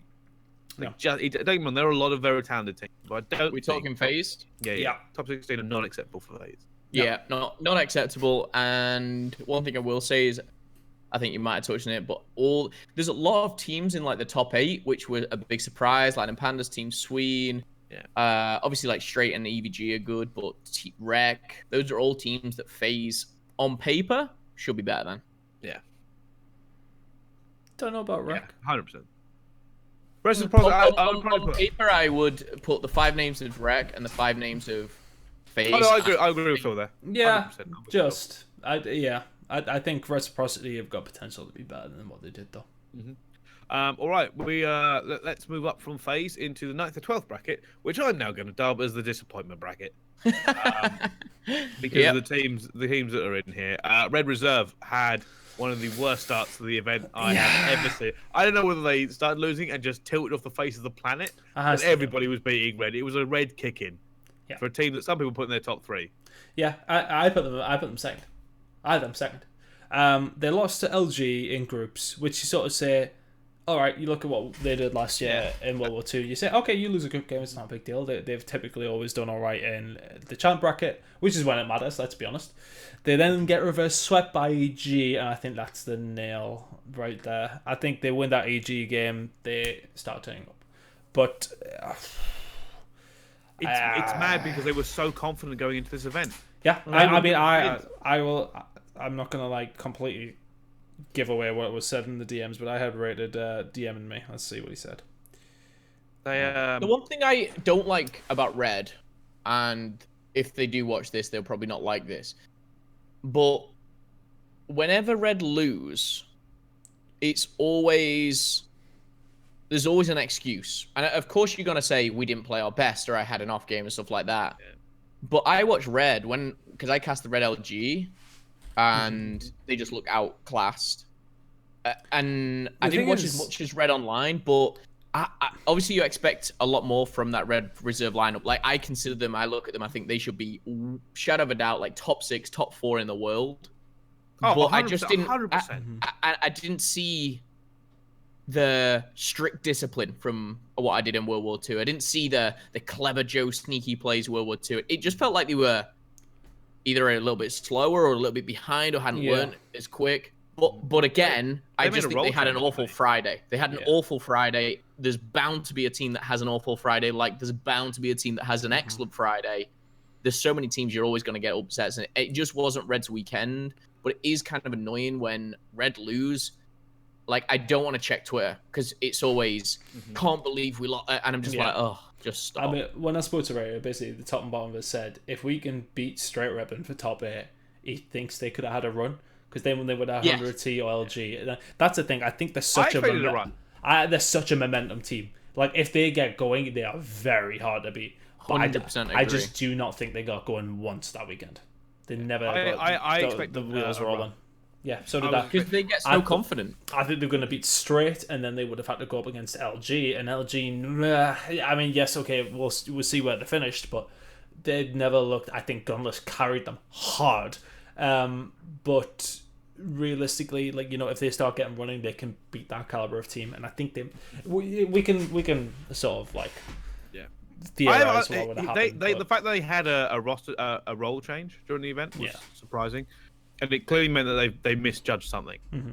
I mean, don't get me wrong. That's what I mean. That's what I saw. Yeah, something wasn't right. I expect them to come back at Dallas and smash it. Like the players on red are grinders. Like they will just keep on playing to get better. I think that'll fuel them for the next event, and maybe it's kind of like a blessing in disguise. Yeah, potentially. I mean, look, they didn't have a good start to the year last year. I don't think they got a great place in Dallas. It was like top 12 again. And then the rest of the year, they were easily the best team to not win an event. So it's absolutely not over for them. I think they'll be fine. Slow start. It's just one of them things. Let's move then from one disappointment to the other one. 100 Thieves. Wow. Because again, they were put them top 5, put them top 3. This is what people were hyping up, and then in comes Team Sween to break dreams. They got 3-0. No, they didn't just get beat by them. They got 3-0'd. Yeah. Like, the 100 Thieves, I'll be honest, I didn't see any of their games because of how busy we were. I sort of caught the end of the Team Sween game. What I saw was the backlash from the fans. Yeah, I seen the backlash from the fans. A lot of people going after Canny, saying that he just didn't look good. So that's difficult if he's not going to turn up. But yeah, it's just one of those teams that if they click, do not get me wrong. Holy shit, that's a good lineup. But yeah, what's the issue? What's the issue? Too slow? Too slow? You wouldn't think it. They got Slasher. We were discussing this in the green room, and admittedly I'm saying this, but it wasn't really me who kind of came up with it. But I believe there were opportunities to get very distinct, without naming names, captains within the scene, and a lot of people they should have. And it's like J-Cap. Henny last year, best sub in the game, or Slasher, one of the best ARs, Octane, one of the best ARs, Pharaoh and Abe. Yes, they were all amazing, but it seemed like they lacked something, and it definitely isn't talent. That's the thing, and I just think it's like that leadership. But if I was to pick someone out from, let's say, other teams that you'd instantly go to, it's like J-Cap. Your J-Caps, your Loonies, your Claysters, someone who basically will orchestrate their army. Look, go and do this. They needed somebody in there to not necessarily. You don't need to necessarily look at the top ARs, top KDs from last year, or top KDs from the event, and say we want him. You go right, shit. Who's got a good plan here? Like this is he's absolutely what to do. I mean, you would argue Enable isn't in that bracket, and you would think that him maybe that leader, but I don't know if. Clearly Enable, I think, is a very good player, not on the stat side of things. And I think you also need players like Enable. But it is, I think Enable kind of came with the whole TK kind of whatever it was. I think Lando just put in the chat there, should 100 Thieves make a roster change? I think it's way too gung-ho to just jump to a different player. I think they need something. I don't know. I think they need to do something. They need something. I think they need to do something, but Do 100 Thieves have a coach? Don't know. Mud Dog's a manager, but I don't think he's a coach. No. I'm not sure he's a coach. I know he knows what he's talking about, but I don't know. He does. He does. Maybe a coach will help. We've seen a lot of teams now like coaches. Yeah. A lot of teams saying they like coaches. Yeah. I'm a big fan of the coaches. Yeah, you can but players. I mean, especially with 5 players. But who, to answer Lando's question, if they are going to make a change, who wants to go to that team in the current? I mean, the org helps. The org absolutely helps. I mean, Christ Almighty, Drake's involved, so I mean, everyone's like, "Fuck yeah, give me all that merch." But at the same time, who from a team that I feel that they could pick up that would be an upgrade? Well, truthfully, there are some good fast players they could get, but they would have to break out the serious checkbook. Yeah, that's how you get the player. I think. And to be fair, I think some players would make the jump. Moving to 100 Thieves for the right amount of money for that org, with the talent that's on there, if you're replacing someone you consider weak, you have a great opportunity to make one hell of a team. But I just don't know. I just don't see a roster move in their future. I just don't see it. I just don't see a roster move happening. I don't see a roster move happening, and I don't think... Lando has heard they might be. Lando out here leaking stuff. Let's move on from 100 Thieves. I'd be kind of disappointed if they made a roster change. Because it's just failed once. I'd be disappointed, but I wouldn't be shocked. Yeah, agreed. Let's move on to the least disappointing team in this 9th to 12th. Because Team Reciprocity and I'm saying this in this way, didn't have as high expectations as everyone else in this 9th to 12th bracket. But probably should have still come higher. Who I don't know. Who did they lose to? Who did they lose I to? kind of put them here. Top 12? Yeah, but you hate Europe, so. I mean, I just think I think it's definitely a top 8 team. Yeah, I think top see, 8. So for top 8, Yeah. I feel, and it's just straight out of the back, OpTic, United, Splice. Yeah. OpTic, United, Splice, LG are 4 teams that I would definitely put above them. Yeah. But with Rec, I would also put Red Reserve, 100 Thieves, FaZe, Envy. Right now, I would say they're better, even though the placings and stuff. Yeah. When I look at the team, I just think I'd put them in top 12. I think will be in the Pro League. I think they'll be very, very good. But I put them in that top 12, maybe top 8 at some events, maybe top 16 some events. I think they have a high skill ceiling. I think that team can do well and come like top 6. Yeah. I think it'd be a big push for them to win an event. They can for sure. Yeah, I don't think they're going to win an event, but I think they're better than top 12. But if I said to you, like, 100 Thieves, they can place top 3. Red Reserve, they can place top 3. Yeah. That's why I said don't like, see it. I don't put them in the same bracket as the rest of those teams. Okay, they have the ability to go that high. But I still think top 12 is a little bit, maybe, like top 12 to top 8 is you could justify maybe putting them because of the amount of good teams they're in. It's another team that is 100% for me making the Pro League. Oh yeah, agreed. And then we want to see their skills, like their ceiling, like how high they can go. Yeah. So I think that's what we've seen with Unilad last year. I think it'll be a similar sort of thing where they maybe struggle a little bit at the start, didn't really get things going, but then once the year goes on, they get more experience under the belt, they'll start to put up some numbers. I think but the thing is, I don't think for a second that many teams are going to underestimate them as they underestimated them last year, because there was a lot of that going on, and I think that's not going to happen again. So I also think there's a lot of pressure on them because they've been a big thing on the off season because their move. Yeah, I mean, move to Vegas has been a big thing. Look, I mean, reciprocity. I put a lot of faith in them, a lot of money into them. So they'll be expecting something. I don't know if they expect them to win an event. I don't think I love those guys. I don't think they will, but I'm with Bricey on this one. I think that realistically, I'd put them top 8, maybe top 12 personally. So I think they're gonna yeah, they're in there. Yeah, 7th to 12th. Yeah, they're in and around there. Agreed. Mm-hmm. Yeah. All right.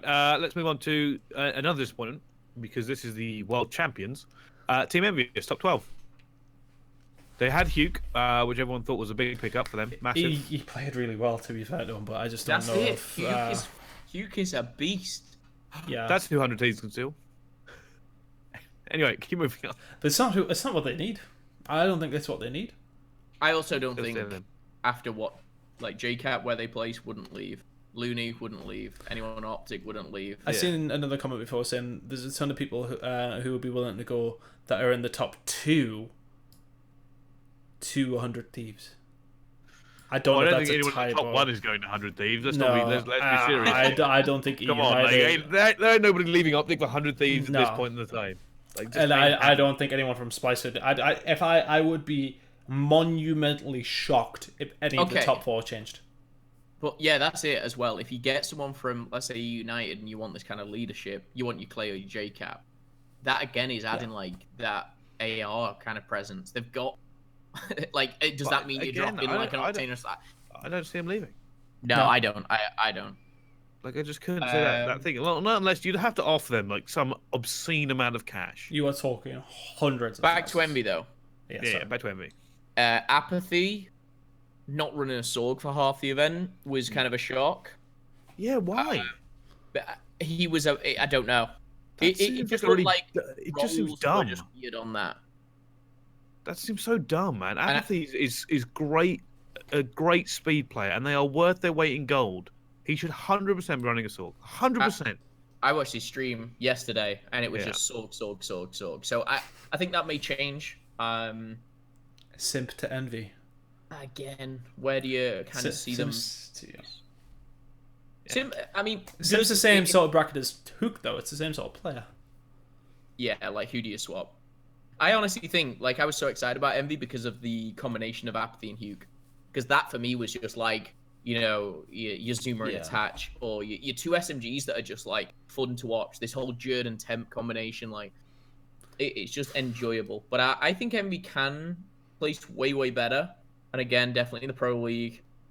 I'd put them in the same bracket as Reciprocity for me. I think they're that sort of team that I know they're the world champions, but. Well, that's why I said they were disappointment. That's the world champions you're talking about. But Don't if get me wrong, you're historically, no world champion has ever done good at the next event. But if you're going to talk about that team from the whole of last year, if you discount, I know you can't discount champs. If you forget that event existed, you're happy with that placement for Envy.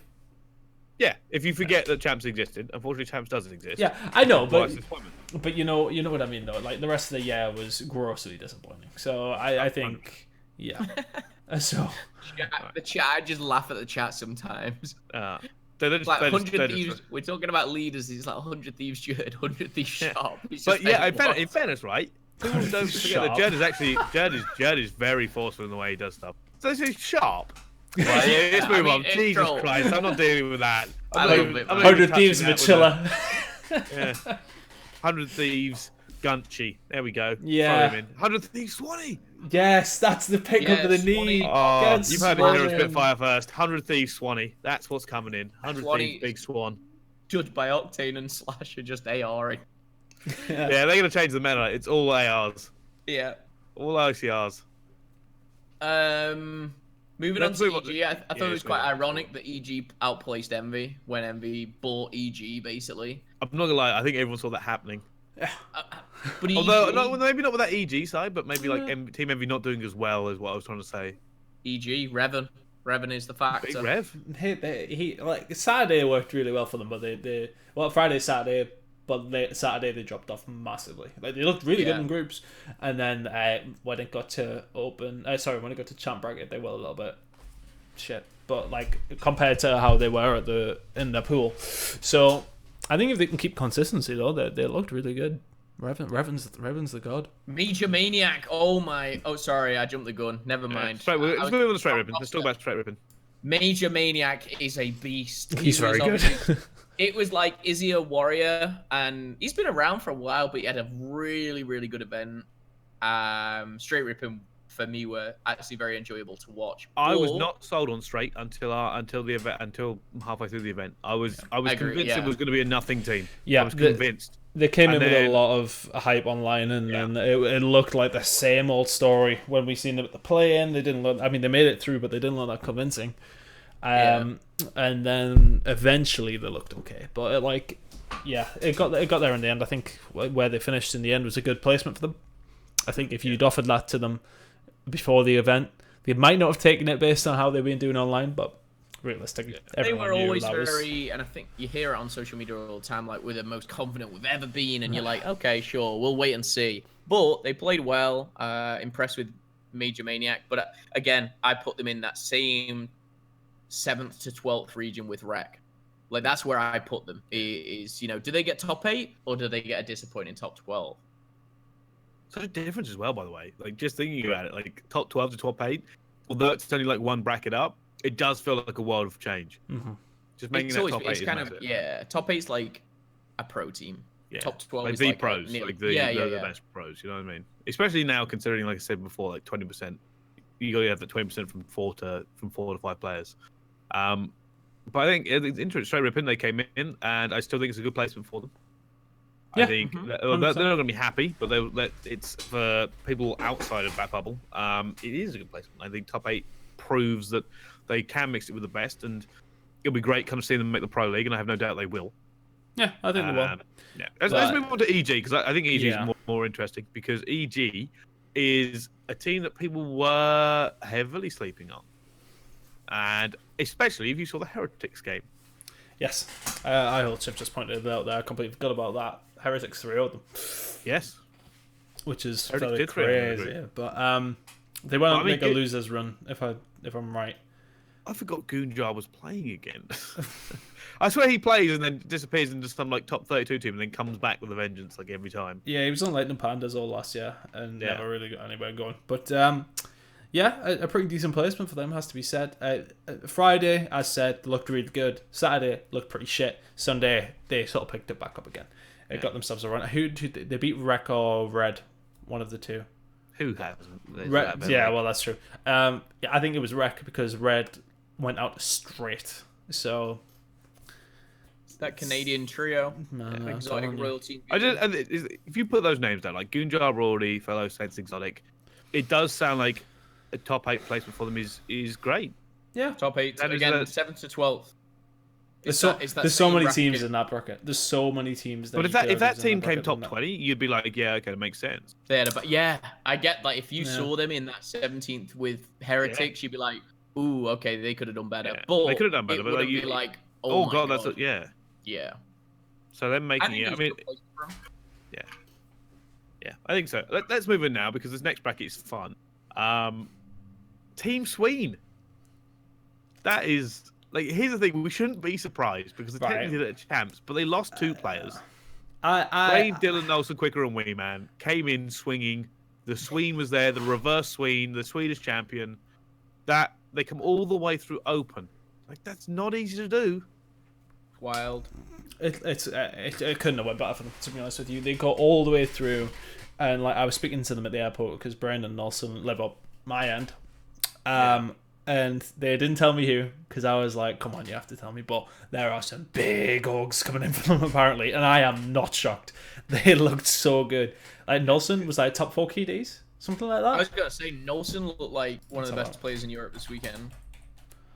I Yeah, think, he was by the insane. way, Team Sweden, if you're listening, definitely hit me up so you don't get done in the negotiations because you guys are owed a lot of Here money he is. now. He A wants his lot of money. 5%. Here we go. I don't even want, mate, no, because here's the thing: I've actually done it for another team. No, you did. I don't for take free, any know. percentage. I don't take any percentage from players. I'm just winding Um, up. But Nelson like, was- they have got some money coming. They've Yeah. got some serious money coming. Nelson was 5th on KD for Respawn at 1.29, joint 4th actually with Lacefield, but over more maps as well.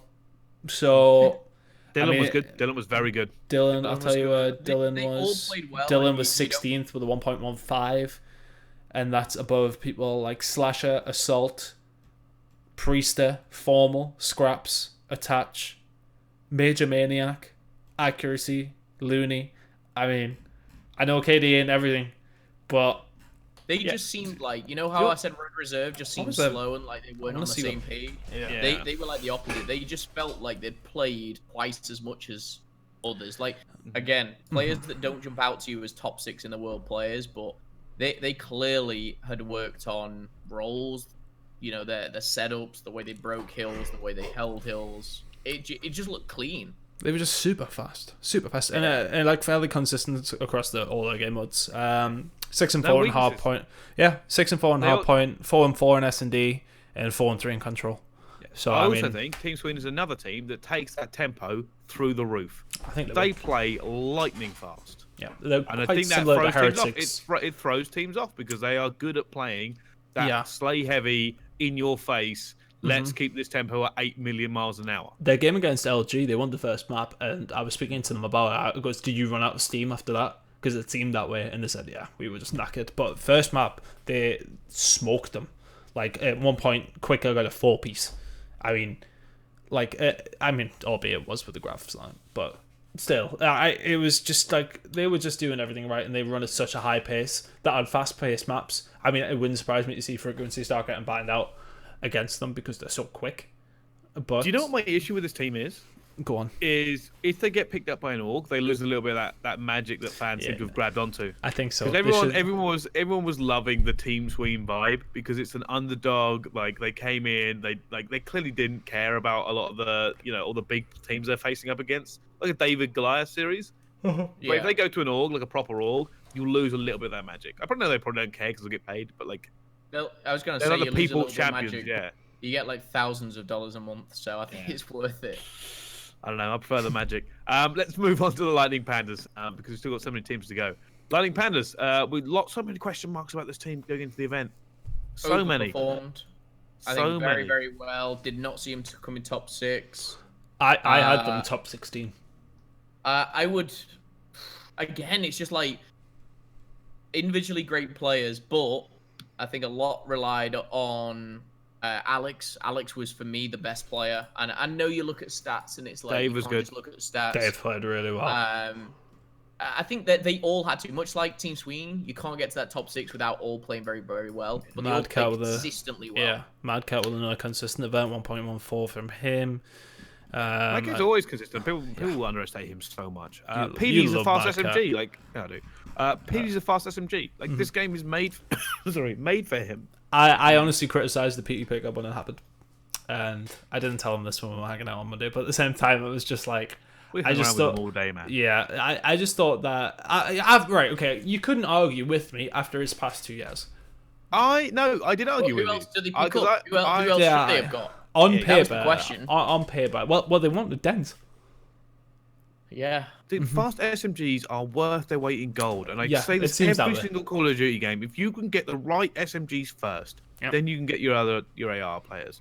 Like, PD is speed, and in this game it counts bloody double. Yeah. Like, if you aren't putting your fast reaction, pushing and gunning players at the front and giving them the swords and backing them up, your team is going to be shit. I mean, why was Splice so successful this weekend? Temp injured. Yeah. They were insane. And I don't understand why players get this stupid thing where they try not to play like that. This game, worst thing is, this game will get faster as time goes on.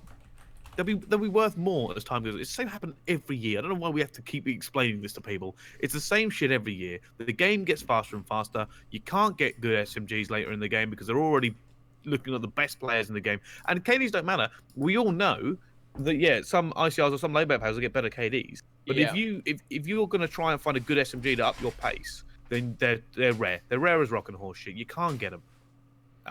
It doesn't matter what their KD is. You just can't get them. Yeah. So yeah, it just irritates the crap out of me.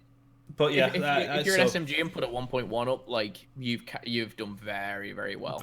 That's where you see like the best players just putting a 1.1 or 1.05 with an SMG. Half the time you're running into someone behind a barrel or something like that, on a head glitch. It is what it is. Let's run through the top 10 KDs. Arcides, AR. Dashi, AR. Gunless, AR. Lacefield, AR? I think. Bit of both. Nelson was AR. Parasite was AR. Temp, SMG. He's the top. Temp, we'll get on to Temp in a bit. Yeah, Alex, SMG. Did very well. Setsi, Tendermines, don't really know. Decimate, AR. Wuskin, AR. Dave, AR. Scump, SMG. I thought Alex was AR. I want to say that he SMG'd. I thought it'd be like Josh and Pete. I didn't even see one of their games, not one of them. But I thought instantly, Mad Cat Alex AR, Josh Pete SMG, and Dave like your flex. But I think Josh can do anything. Josh can do anything. By the way, Josh played so well. Did he have a good game? Yeah. Oh, his S&D was so good. He kicked off the Lightning Pandas by clutching. Oh yes, he did, and then they got reverse swept. But we'll not talk about that. Yeah. They gave him a reverse sweep, but he kicked it off. So his S&D KD was 1.3, which put him in 10th. Let's move on. Still got the top 4 teams to go. Oh god, we're gonna be here all night. All right, let's go. Yeah, exactly. Yeah, Luminosity, Slack John, Formal Gunless Classic. This team, I think this Gunless is Gunless. a joke. He's a joke. It's actually impressive how good he is. I think going into this, a lot of people would say Gunless is like the best Call of Duty player current. Obviously, everyone now will say Dashi, and I get that. Gunless for me, his respawn was just sensational. I know his search wasn't as good as Dash's, but as an individual performance goes, Gunless was great. Formal on day one, I didn't see him kind of later in the tournament. Formal on day one was a little bit slow, but he is that player where it's like he'll go into an LG OpTic and he's the one to step it up. So I actually think this team can get way better. I know that's kind of weird saying, but they're fourth. I actually think they can get a lot better. I was going to say second and fourth, by the way. Like second, third, and fourth. They could be in any order for me. Yeah. You know what, though? I had such a weird feeling with LG, though. Like, I still, even though they finished fourth, felt underwhelmed. I don't know what it was. I just feel like when they went up against E United, there seemed to be a big gap for me personally. I know you said you could have put them any of them top 3 too. Yeah, I could have. I think personally between them and E United there was a big gap. I think their lineup on paper is so stacked. Yeah, I think that's what brought them through. But I just think that Nameless wouldn't stop banging on about it. Yeah, but I just think they've got so much room to grow. I think for me, I don't think they looked amazing, but they still finished top 4, which is probably a testament to how good of a team they actually can be this year. But I honestly, I think Gunless was just. Every time we watched them, he was insane. Like I see every them single getting game. seconds and thirds and fourths, maybe Yeah. six. Like they have the caliber. They have the caliber to win events. Yeah, Yeah, 100%. 100% agree. I just don't know. I think once we see more events kick off, that's where we find their real benchmark. But I suspect it is top 4 and above. Yes. Let's move on to Splice then, because people were unsure about Splice because in the off season this was not their first choice of team. No, it was not. And I think if everyone looked at this Splice lineup and where they're finishing now in this event, they say it's a good event. If you look at how the event played out, I'd argue they could have bloody won it. Like, I don't disagree. I don't disagree.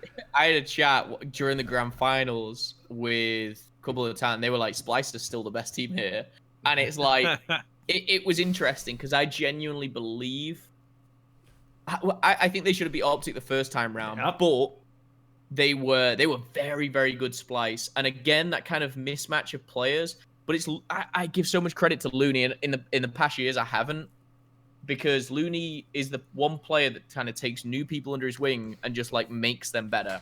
And I think Jerd will excel in a team like this. Temp has gone from a player which is like an Echo Fox last year, who was very, very mediocre to good, and has turned into... He was possibly the best SMG at the tournament. Incredible. And honestly, you look at Jerd, we talk about him a lot, but accuracy, very, very consistent. Aqua, sorry, I'm turning American, I put him in the same boat as Temp. Temp and Aqua last year were like, meh, they're good. This event, you were like, they were great. But I can see these guys winning an event. The throwaway, man. The throwaway on the hard point. Yeah. They should have won. They should have won. But the question is like, if they win the grand finals, I have no doubt OpTic would have met them there again. Whoa. Agreed. Oh, that would have been it would have been a game for the That eight. would have been crazy. Because ultimately, the grand final, slightly disappointing, but that was because OpTic were just flying. But imagine that Splice are there and OpTic have to win 2 best out of 5s. It would have been mint. It would have been so good. But I think that's... I was surprised that United beat Splice, but I think Splice have definitely got a better shot against OpTic. Yeah, it's always the same. It's win a bracket final, you lose, and then you go straight into the loser bracket final, and you're like, oh, we're playing the team on fire, and we've just lost, and we should have won. But for me, no doubt they were the best 3 teams there this event. They deserve the top 3. Let's move on to E United then. Let's talk about E United. Arcet expressed any close to JCap and Abizi, which, the big story, Abizi, there was so much hype before the event. Turns out it's all good. Yeah, he's very, very good. But I want to point out is that they had the highest overall respawn KD and Arceties with a 1.45. Arceties, if won the event, would have got the MVP. Yeah. He was fantastic throughout. He's bloody insane. It's just So funny, good. I think, how they pick up like JCap and Abizi, and A lot of people criticize like the hell out of that. that's what I was People thought getting that was onto. stupid. I didn't. I thought it was a great idea. The JCap one specifically. I think it's hard to doubt JCap. Like, Yeah. my problem with JCap is, and this has always been the issue, is he's never been a player. Like, if you took away his results, if you ignore his results, and just Ignore look the at him important event- things. Yeah, and just look at him event to event. No, because this is the reason. This is the reason. Like, the JCap is criminally underrated. He's never appears to be the best player on his team, like stats wise, flashy wise, or anything like that. Except in But CTF. Except in CTF. But he is one of the most solid, dependable players. Like, people talk about him doing the dirty work, right? And it's an oft banged on about term. I think if you have a player who plays like JCap does, and clearly is in the there is certainly correlation between him and his placings. And you have to accept that. Like, it's not an inconsistent variable. It's a very consistent variable. And it's time that you start focusing on that with JCap and saying, look, if a player is able to do this over multiple titles, over many, many years, and continues to do so, then he is magic. JCap is magic. You cannot... I don't give a crap what his fucking KD is. I don't care who he's playing with. I don't care, if he's playing with the best players in the world, or there's somebody on his team who gets 10 streaks every 4 seconds. JCap is a factor, and he will continue to be a factor until he eventually drops off as a player. JCap That clearly hasn't happened yet. He doesn't make bad teams. He just doesn't make them. There is, like LG last year. Yeah, okay, they struggle a little bit, but I don't think that was anything to do with him. But there is a reason that he has got so many accolades, and just because he brings everything else to the team, like if you put him on that 100 Thieves roster, I think they take the place of where. Well, maybe not where United are. I think that's hard to say, but They go higher. They go higher, 100%. There's no doubt in my mind. But I think. Oh, go on. Sorry. No, I'm done. Okay, I was gonna say with the United again, it's those two SMGs, Prasini, and Abizi. Like Bryce said, those fast SMGs which are very good. For me, the roles were just nailed on a United. The fact that now Clay, for his whole decade in COD, has been the main AR, and he's gone. You know what, Osties? You take it. And now Clay has the Maddox, which is a weapon which I think suits him very well, which is like, yes, it's an AR, but it's not like his typical very, very, very slow AR. And I just think that suits him, but it also gives Osties that perfect role. I don't know. I think this game suits that team very, very well. Yeah. Let's move on to OpTic Gaming. All right, can I just... Amazing. But we did see the flaws. People aren't talking about the flaws. Right, can I just read out... Can I just do what I was doing and reading out KDs? Yeah, go on. Go and read it out, KDs. Okay, right. So Dashi finished second with a 1.37. Do you want to know what his S&D win was? 2.12. 2.17. Ooh, close. A 2.17. The closest to him was a 1.76. TJ? Havoc. TJ was quite far down, actually. He was TJ 11. After day 2 was second. Cheat code. Dash is a cheat code, man. He must have had a bad Sunday. And I will hold my hands up. But actually, no. Actually, bullshit. No, I think I had a fair point. No one's forced you to do anything here. Don't hold your hands up. You said Dashy was awful. No, I didn't say it was awful. He What I said... he hates OpTic. No, what I said... He hates all of them. What I said was that he'd never finished anywhere apart from top 16, and I was curious as to whether he could handle the pressure. That's what I said. I said it multiple times, and I thought it was a fair point, to be honest. And he did handle the pressure, put it that way. I mean, MVP and fully deserved. Holy shit. He was insane. Like, he just... His Maddox shoots stronger bullets than everybody else's, I'm fairly certain. Because he just hits every bullet. He doesn't miss. I don't know, just talking OpTic. Scump day 1 and day 2 was amazing. Krim had very, very clutch moments. Karma's back. Karma's back and they win an event. Mm-hmm. That's mad. Literally incredible. Like Karma. the 3-time. Krim's the best player in COD history. Karma's the 3-time world champ, and they pick up top 16. I think Scum may be the greatest SMG in Call of Duty history, and he's certainly probably up there with. And then Crimson. TJ and Oh, Dashi. let's not get in that argument. By the way, the Crimson Incredible. Scum argument is mad. What is best player in the world? Yeah. No doubt. Ever? Crim 6. Best player ever in Call of Duty history is Crim 6. All right, let's move on because people are going to disagree with you there. People will disagree with you, and that is a conversation for another time. Okay. Don't get me wrong, I agree, but still, let's move on. This team, like people think Dynasty again. I think that maybe they're beatable. The competition is too high for that now. Yeah, 100% is. 100%. And it was great. I'm not gonna lie to you, right? Like, I like seeing anyone win, and I keep all biases out of it when I'm casting. Like, even to the point where friends of mine get roasted more. It was good to see OpTic win.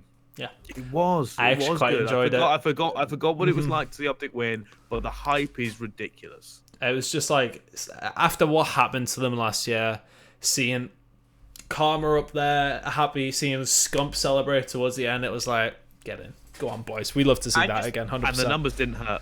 Oh no, they did not. That's always good, yeah, viewership and stuff. Did it hit what like was nice for me, 200K. over 200, I think it was like 220. What was nice though was the fact they dropped someone like Octane and picked up someone like Dashi. Like, they took a huge risk, in my opinion. That's what I'm saying. Risk. It was a risk, but it felt like Scump is back in his element. Krim is, for me, as consistent as ever. Karma back on the rock. Like, it just feels right, and I agree with Bryce. There's nothing like, whether you're an OpTic lover, hater, fan, whatever, neutral, when OpTic wins and you are in that arena, there is very few things in Call of Duty that comes close to that. Like, there is hairs on your arms, like, it's incredible. Wouldn't know. We were in the event hub. No, I can feel it from there. I can still feel it. Yeah, It was there were fans But in Splice the should be. event hub. This should have so been. I think They next event, that's when we get to see, because we're not even going to see that game again until Pro League, and for me, it won't even be like justified until the next main event. Fort Worth is in February, March, is it? Yeah. I forgot who said it, but someone said there will never ever be another dynasty like OpTic and Complexity. I don't think. Yeah, so. I can see that. I can see that. And I kind of agree, because you know how it's like Red Reserve, they should be higher. Like United can win an event splice. There's just too many good teams and too many good players. Yeah. Like OpTic, won every single series, but they were definitely beatable by the likes of Splice. Yeah, you look at it on paper. If the potential of a lot of these teams are met, you're talking your Reds, you're talking 100 Thieves. On paper, if they meet the potential of what we expect them to hit, then they're going to be challenging these guys. And there's only so many people you can go to a last series with. There's only so many times you can get away with letting the enemy team have 247 points and somehow the 70-point comeback. Did you see my tweet about their hard points? Yeah, the hard points are so close. And there's only going to be so many times you win that one extra gunfight or those two extra gunfights to get you to win those maps, which make differences, which win championships. For people in the chat, they won a hard point by 5, by 3, by 4, by 12, by 17, and by 24. That's 6 series. They very easily, one hill, one kill, one different rotation, they could have lost. Mm-hmm. And everyone was like, and I tweeted clutch OpTic, of course I did. Oh yeah, 100%. It's in their favor. Yeah, but as time goes on, they're not all going to be in their favor, and they are beatable. But it was incredible. One thing I will say is people are like hyping up Dashi so much. Dashi has played at events and got top 8 before, or top 16. Top 16. And looked good. But he's never been he never performed like this for his other teams. Yeah, well that was my argument. He just had an exceptional event, which he cannot keep this up. Yeah. It just isn't right. He can't. There's no way you can. He does. I think they're going to bring him over to England and get him knighted by the Queen. Yeah. Don't know what for. Yeah. It just has to happen. Right. If he keeps this up and OpTic win every single event, and he constantly does these numbers, even a year at doing that, he is automatically in the conversation for being one of the best players of all time, and I will not have anybody tell me otherwise, because those are ridiculous numbers. For the fact that he wasn't in a top 16 team last year and he walks onto OpTic and has suddenly put up 2.17s in Search and Destroy. If he consistently keeps this up, he is 100% in the so-called Hall of Fame of Call of Duty, because that is just, it would be insane, but it'd be so hard for him to do. All right, let's stop blowing Dashi for a little while. And move on, because we've covered OpTic and we love them and they're great. However, I am aware of the time. Yeah, we've been going for an hour and 45 minutes. So let's do the quick fire questions quickly. First question: is Tunn actually stupid? Yes. Moving on. Phil. Malefix asked how many toes you all got. 10. Yeah, 10. That's the 6 I keep in the cupboard. I guess you've all got 10 toes. Come on, questions. Yeah, right. That's a terrible question. This one's a good one. Yay or nay? Heretics makes Pro League this year. I'm gonna say yes. I'm also gonna say yes. How many teams is it again? 16, isn't it? No. Is it 12? I'm gonna say no. My answer is no. They'll be close, but no. There's top 12 from the event. Most underwhelming player at the event. Someone from 100 Thieves or Red. Kenny. Yeah. I think after his year, it might be Kenny. Best player last year. I think a lot of people would agree with that. Yeah. Will Zuma improve from Vegas? He has to. He had a very good Zuma. Zuma as well. Is our OpTic as good as we think? Most of the teams better. I think OpTic are as good as we think, but I think they're maybe. I think competition will come back to them. Yeah. I think we'll be interested to see the next event. Let's have a look. If your MV do pick up Simple Ceiling in place of Silly, I would actually wait with Envious. I would wait and see what happens. I think they can continue to go on. I don't think Silly's worth dropping yet. I think it'd be alright. Agreed. Yeah. What hair product does Bryce use? What doesn't he use? Wow. I use VO5 matte paste and then some hairspray because cheeky. Come on, Bryce. Keep reading them. I'm trying to look for them. There are not a lot more questions. Will Wuskins outplay Scraps all year? No. What? No. Yeah, I'm just saying that. I don't see it. No. I don't see it. Unless Red have another poor event and Reciprocity do a bit better. No. That was his opportunity. That was his opportunity to do it. Yeah, I think Red's ceiling is higher. Yeah. Top player that didn't place top 8. Den, Shawnee, Tommy, Wuskin, Zed, Bance, Joe Ray, Scrap 08, Sappy, Assault, Hugh, Silly, Kenny, Slasher, Ray, Enable, Octane, Pharaoh, Zoomer, Attach, Priester, Methods, Replays, Like Yeah, all those players. Basically, anybody in that 9 to 12, and then FaZe as well. Yeah, incredible. All right, I think that'll do for quick fire questions. There's Yeah, going to be a ton this time because we've been questioning so long. We've talked about so much at this point. There's nobody got any questions, surely. Yeah. Slasher and last one. Hold on, I want to answer this one. Slasher, an overrated leader. I think he's a different type of leader. I think he's like a forceful, if you don't do this, I'm going to beat the shit out of you leader. Yeah. So that either works or it doesn't. Yeah, I think he's really smart, but I think there's just better leaders. Okay. All right. Let's wrap this up then. This has been one of the longest episodes of Spitfire ever. First of all, thank you so much to Phil for coming on, Phil. I know it's been hard getting you on here because you're so busy and stuff. But I also want to thank you and the CWL for letting you come on. Because I know you obviously been busy. Any shout outs, Phil? Shout out to Bricey and Tunn. Shout out to Spitfire. No, to be honest, no real shout outs. Just everyone in the chat for coming by. Make sure you go and watch Phil's stream. Yes. Yeah, I mean, if we're coming on, I'll host you. Oh baby. Oh baby. Yeah, make sure you check out Phil's stream. I know Phil, you're gonna be streaming now because you are back home. Yeah, it's only 5 PM for me. I'm in East Coast time, so it's nice, and I might play some Call of Duty. Get on it, mate. Get on it. All right, make sure that's it's Phil with 7, right? It is, yeah. I may. What I'll do is. Let me see. I was just going to... Yeah, I'll start streaming now. Oh, wow. He's going to be on now. Get on it. It's just so you... it's so you can host. I don't really know how to host. Because I sent my viewers here. But other than that, I will just say, obviously, shout out to CWL, MLG, whatever, for letting me come on. And I would like to kind of come on and do more. If there's any more with more guests, I think it'd be fun to do some more as well. I really enjoyed this. I really enjoyed doing this. Yeah, it was good. It was good. It was a good one. I think, okay, so guys, I'm just going to jump in straight away. I said the Astro giveaway is finishing next episode of Spitfire. We're going to draw it live, Bricey. No pressure. So, yeah. We're going to. So, next week, Spitfire, 7 or 8 p.m. on the Wednesday, sometime like that. Yeah. Hold on, it might need to be. Hold on. When am I? All right. We'll come back to that one. It'll be sometime next week. Just enter now. Brilliant. That's Tunn, keeping everything in line for us as well. All right. Thank you all so much for watching. Of course, you can watch this here. We're working on some new platforms for Spitfire as well. Tunn, I'll speak to those at another point about. But I'm glad everyone's came. If you want to leave comments on the YouTube video, if you are watching this on YouTube, and for tuning in and everything, thank you so much. This has been Spitfire. We'll see you next time.